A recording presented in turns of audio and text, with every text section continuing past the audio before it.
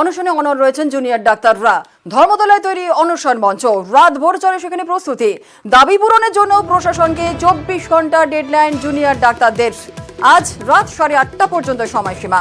দাবি পূরণ না হলে শুরু হবে আমরণ অনশন। কর্মবিরতি প্রত্যাহার করেও অনশনের হুঁশিয়ারি জুনিয়র ডাক্তারদের।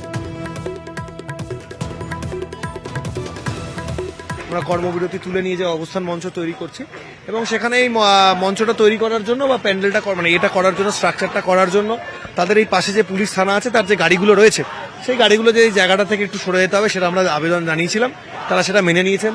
এবং তার পাশেও যে জায়গাটা আমরা ফাঁকা রেখেছি, পরবর্তীকালে যদি কোনো অভয়া ক্লিনিক বা এরকম ধরনের আমরা প্ল্যান করে থাকি, যেটা আমরা স্বাস্থ্য ভবনেও এর আগে করেছি, সেই জন্য অ্যাডিশনাল একটু জায়গা আমাদের ছাড়া রাখতে হবে এরকম আবেদন জানিয়েছিলাম, তাতেও তারা কোনো আপত্তি জানায়নি।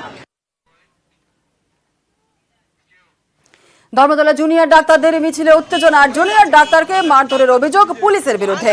মঞ্চ তৈরি করতে গেলে মারধরের অভিযোগ আর প্রতিবাদেই ধর্মতলায় অবস্থান জুনিয়র ডাক্তারদের। ধর্মতলায় পুলিশ জুনিয়র ডাক্তারদের বচসা, পুলিশের বিরুদ্ধে স্লোগান আন্দোলনকারীদের।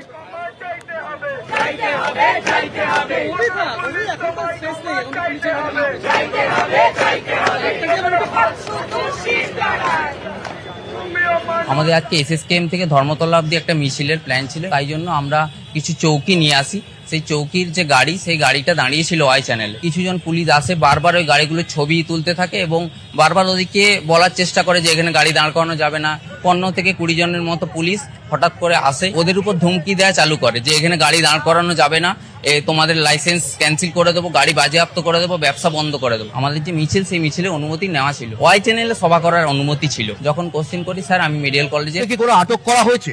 না, আমাদের ডাক্তারবাবুদের কাকে আটক করা হয়, আমার উপর টর্চার করা হয়, টানা হিজড়া করা হয় 5-6 জন পুলিশ মিলে। আমি যখন গাড়িগুলোকে বলছিলাম যে এখান থেকে যেতে দেওয়া হবে না, আপনি যতক্ষণ না কারণ দেখাচ্ছেন যাবেন না, তখন টানা, এমনকি আমাকে ফেলে দেওয়া হয়, তারপর লাথিও মারা হয়।